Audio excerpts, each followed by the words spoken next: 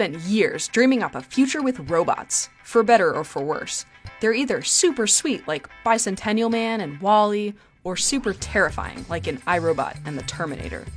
But what if I told you scientists have been making robots that you can't see or hear as they creep up on human civilization? That's right, scientists are making very tiny robots. In the future, these nanobots might be able to deliver drugs anywhere in the body, clean up oil spills, and do a lot more. Time to learn about the rise of molecular machines. These incredibly small gadgets are made from molecules that are orders of magnitude smaller than a human cell. They move, change form, and most importantly, do work on their environment, all thanks to scientists controlling their chemical and physical properties. So far, scientists have created molecular motors, switches, shuttles, turnstiles, and even nanocars. Let's start off with the smallest building block, molecular switches. Here's Dan Clays from the University of Nebraska. Like light switches, molecular switches go on or off, thanks to molecules undergoing conformational changes. These are simply changes in structure. They've still got all the same atoms attached in the same order, but they can bend or twist in response to a stimulus, sort of like a beach chair that you can fold and unfold.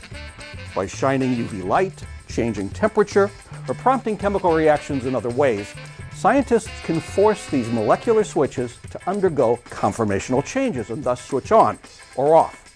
Switches are so basic, though. These molecular machines can get way more complex.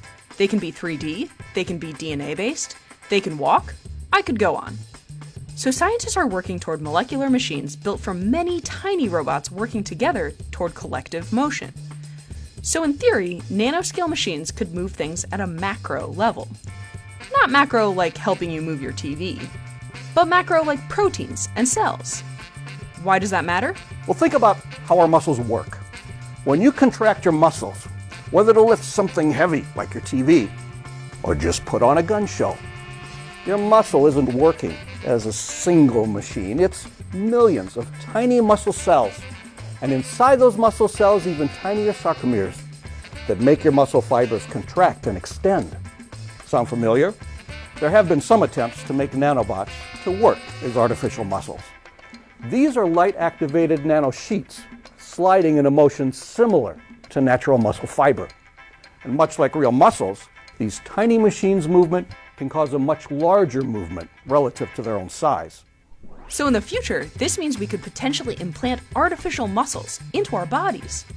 Another cool application would be transporting nanocargo, such as drugs or information, around our bodies and in the environment. These single molecule-sized nanocars and nanotrucks have spherical wheels, rotating axles, and a molecular chassis. They can be powered by shining light or using other chemistry tricks. On a slightly larger scale, micro-rockets and micro-submarines could also move around and deliver slightly larger cargo. For example, microsubmarines could be unleashed in order to capture and remove oil in the event of massive oil spills. Both of these micro-machines work by reacting with surrounding solutions to form gas bubbles that propel the micro-vehicles around, and they pick up and drop off cargo also using chemistry.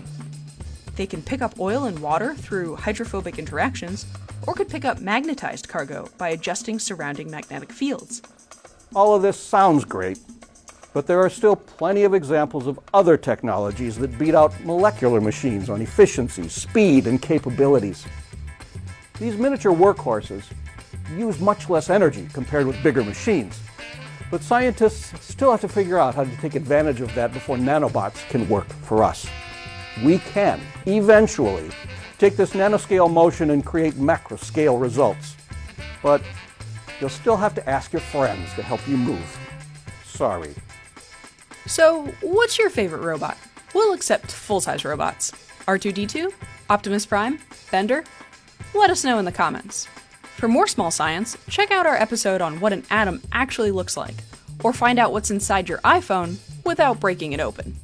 And subscribe for more weekly chemistry videos. Thanks for watching!